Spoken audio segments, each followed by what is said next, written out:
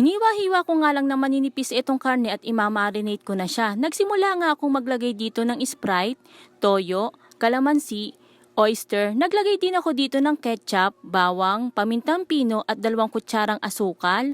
Tinansya-tansya ko nga lang yung mga ingredients na ilalagay ko nga dito. At hahaluin nga lang natin ito. Huwag po kayo mag-alala at ako po'y naghugas ng kamay. Marinate nga lang natin to kahit nga 1 oras. After 1 hour nga ay iluluto ko na nga itong na-marinate ko kanina. Ipiprito ko nga lang ito ng kabilaan. Makakapagluto pa nga din tayo ng barbecue kahit nga walang uling. O diba, hindi ka na nga mamumblema kung wala ka nga mabiling uling. Pagkaprito ko nga ng mga karne ay nilagay ko na nga sila ulit dito sa kawali at nilagay ko na nga dito yung pinagmarinatan nga nila. Pakukuluan ko nga lang to sa katamtamang lakas ng apoy hanggang nga maiga ito nga sabaw nito. Paminsan-minsan nga ay babalik rin natin yung karne. Nung naiga na nga yung sabaw, eto na nga ang finished product. Makakakain na nga kayo ng barbecue kahit nga hindi ginagamitan ng uling.